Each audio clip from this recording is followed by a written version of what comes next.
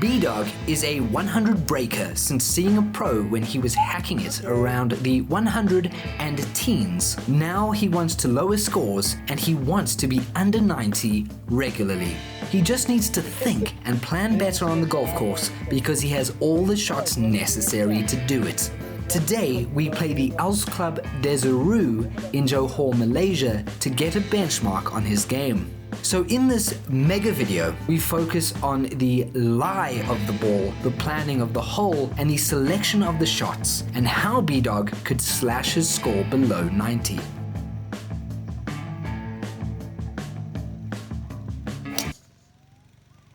One of the biggest factors that separate 90-some shooters and low 80 shooters is knowing and playing the percentages to hit good shots, to set up good next shots. You can do it by understanding how the ball is lying, then selecting the stress-free shot to proceed to ensure a stress-free next shot. With only 15% of the ball above the Bermuda rough, we're not going to advance this as far as normal. He needs to grip down on the club because it's above his feet. That removes distance. Then he could use a hybrid or wood to advance the ball because the iron will get tangled as it enters the grass. Avoid getting down about these shots. We still have a chance to get on in 3 shots, which is ideal for anyone trying to break 90. Add 1 shot to the par of every hole and change your par 4 into a par 5, par 5 into par 6, and par 3 into par 4. Easy peasy lemon squeezy. Great putt, sir. Nice. Really good putt, really good putt. Get there, get there.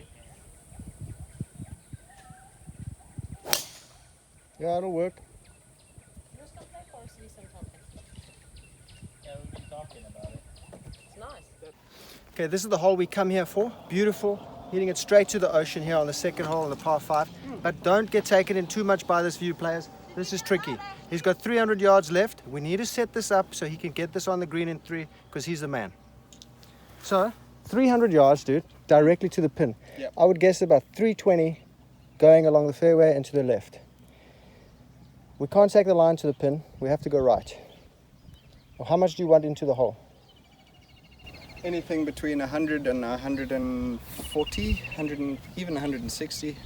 That range is good. Then if you want something like 140, you want to hit something 160 to 170. What do you feel like hitting? 6 on? Do you like a 6 on? Yeah, I love it. And this is how we will get below 90 and closer to 80. He has a great short game around the greens. Get it near the green in regulation and then just get up and down like a screaming demon. Okay. Yo. Filled it in. Yeah, it's fine down there. Okay, B-Dog well below the green over here. He's missed it on the left. He was closing his feet off. That's what his new miss is he closes his feet off and his body. And his club aims at the place it should go. And he swings across his body and he hits that little pool draw. You could see in the video of the shot before he hit it, it looked like he was hitting it to the right-hand bunker, but his brain was looking at the pin. So if his brain is looking at the pin, his brain makes the club head go to the pin. That's why he's hit that shot. But he can get on in 4, standard. Yes, boy, Che, in. Oh, what a shot! What a man!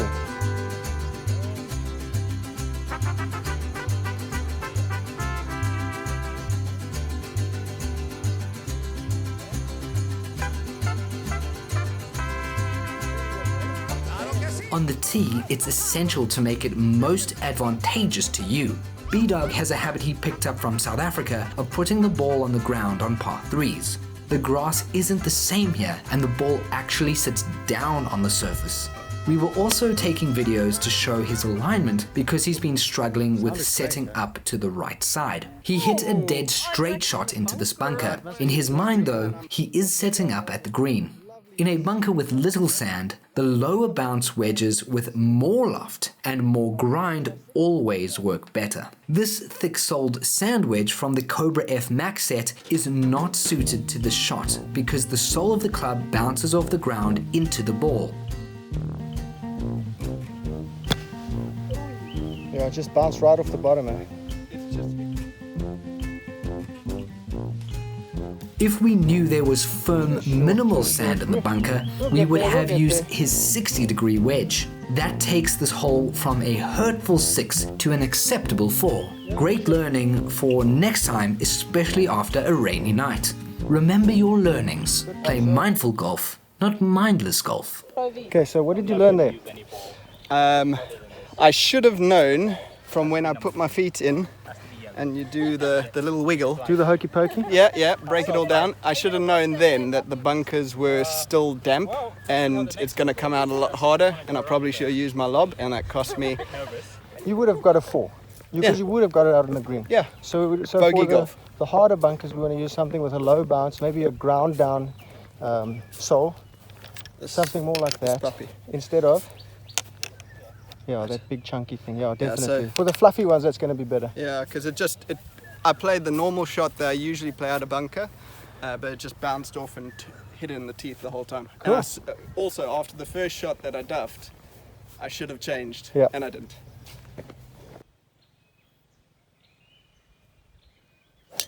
Great shot. Oh! Yeah, you were lined up nicely there, dude. Really good shot. As we move closer to breaking 90 and shooting in the mid-80s, these types of opportunities will become pars. From this approach shot, and with so much space on the left of the green, all we needed was a shot on the middle of the green or green side. Pin-seeking fever needs some golfing paracetamol at handicaps above 18. Let's talk about grass again. On Bermuda greens, the grain moves away from us, it's quick. When we putt into the grain, the putt is slow. This is key when playing tropical warm weather grasses. At the same time, B-Dog had just got used to playing paspalum grass the day before and now was on quicker, slicker Bermuda. This is a key factor for high handicappers who have so many things to worry about on top of the greens. Play courses with similar greens so you can get used to them. That will help bring putts down. This is unfortunate for B-Dog because his putting was great the day before. This little 3-putt hurt his confidence a lot. That's one easy shot to nip tuck. Yeah, better. Okay. So I'll just quickly film. 129, what you got? 9-9. 9-9, great. Truth be told, on the tee box, if we were playing a proper scoring round, I would have given you a 3-wood or something. Yeah. I just want you to practice your driver, but Well, that was yeah. not a driver shot because of the carry to the bunker distance. Well, to be honest, when I hit that shot before, when I played this course before, I would hit it Yeah, over way here, right. and So I would play it nice and easy. Yeah, so now that you got the driver, we're just practicing it, but for way of the player, this is definitely not a driver hole. No. You want to go just in this fairway with something. You hit a big fade on that one, so it stayed short, but your general shot would be in this bunker or over them. But it's just for practice, okay? Little worm burner over there, and that is going to be on the back. No problems, player. Over the back in 2, never going to complain.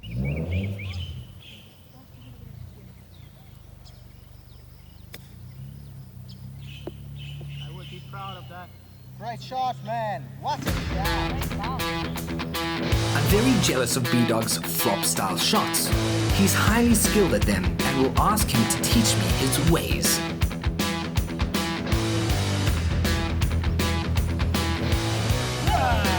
What an up and down. Hey!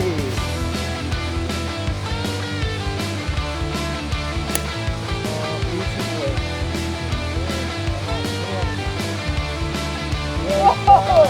What did it feel like off the face? The grass is very white and shiny from this angle, which means the grain is away from us. But from B-Dog's angle, the grass will be darker because the grain is into him. This will slow the putt down a lot more and he will need to give it a boom boom up the slope, otherwise he will be short. Oh. Good.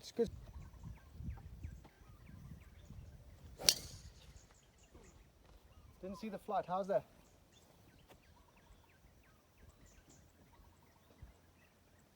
I think you'll be okay there. Perfectly fine up there.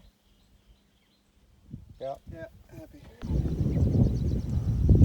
See that thing slopes big time left to right, and being where my ball is there is going to be great for him. He hit a nice one there, floated it in, and it spun coming down the hill, and he's got probably about 4 feet, maybe 3 feet for the par. What a brilliant shot. Great shot, dude.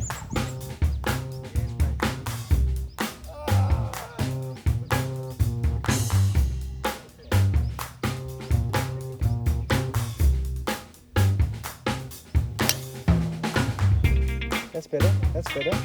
Sit down. Yeah, good shot, Richie.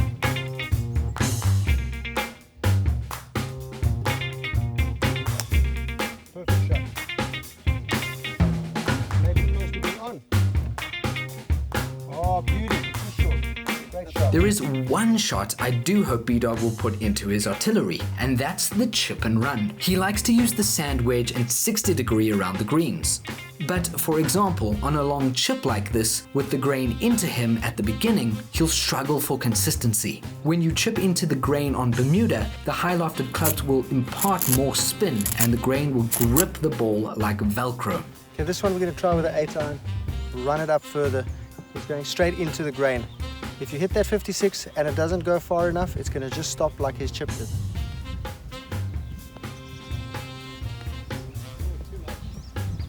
No, but that's the idea.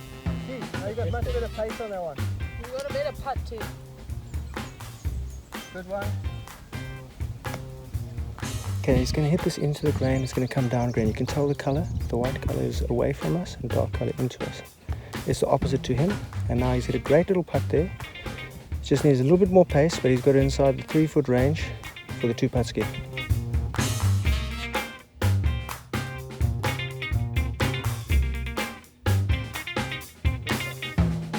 Good job, good job.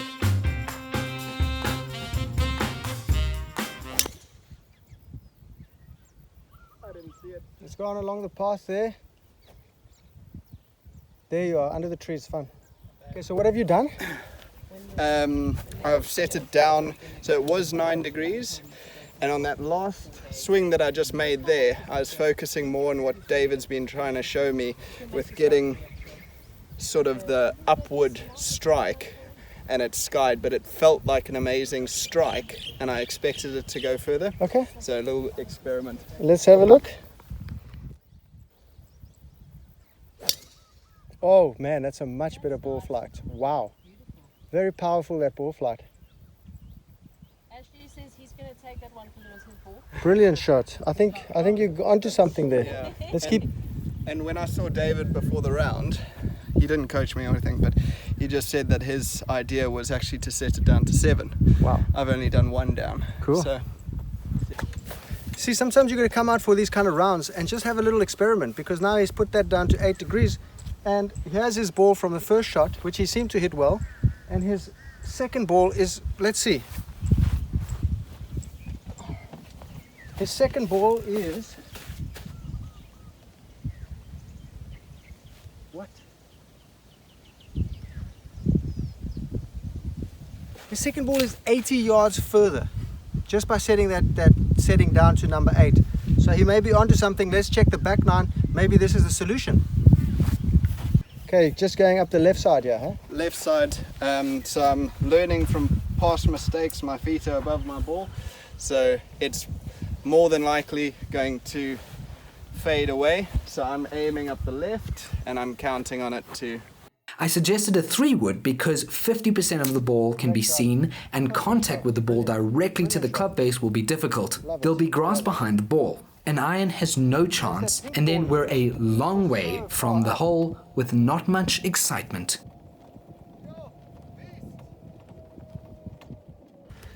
Well, players, some might argue that these tees are short, but you know what? I'm also playing them. And the thing is, it means you're hitting different shots. I'm hitting much shorter shots into the greens. I'm going for the par 5s in 2. It helps me practice going for the par 5s in 2. B-Dog here is working on his driver. He may not hit it that far today. He may hit it with the wrong shape, but he's having fun as well at the same time. So he's learning while having fun, and that's key. If he's from the blue tees or the next back, how much fun is a guy going to have when he's learning his driver? It brings all the hazards into play. It brings all the trouble into play. He's learning, relaxed, and having fun, the best way to learn. Otherwise, what do? You just end up leaving the course hating life and never wanting to play again. So 6,300 yards. whatever.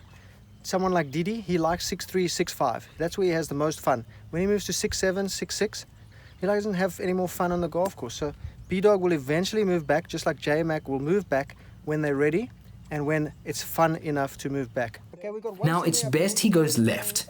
Sure, we're not shooting for a par, but the drive didn't allow us an attacking shot to the green on this third shot. There's water on the right of the green, and we're trying to break 90. We do not want to go into hazards. So aim it to the left. Give yourself a chance of hitting the left side of the green with the water totally out of play. This is a par 6 after all.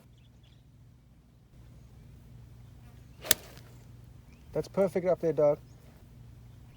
But a great contact. Okay, now we're a little bit in the rough, but we've got a lot of space to the pin. Chip it on, run it out. Good play. Good. Now look, there is water on the right here, players. So we definitely just want to avoid that. We don't want to flirt with it, we don't want to touch it, we don't want to go close.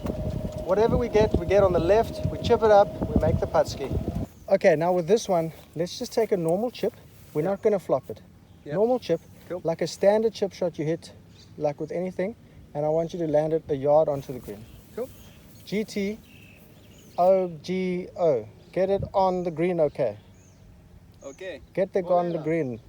From this lie in the Bermuda, where it's sitting down a little, but where the club can still go under the ball, B-Dog must get it on the green with no fancy business. A flop shot can leave the ball in your divot without moving an inch. Just get it on the front, let it roll out, leave a putt for par. There is one constant mantra regardless of handicap. Get it on the green. Get it on the green. In part 2 of the journey to 90, we follow B-Dog as he learns some hard lessons on the backside of Als Club Desaru in the baking sun and heat. We'll see how to set up your next shot better, how to stop destroying yourself from the tee, and his pro helps him while we're on the course.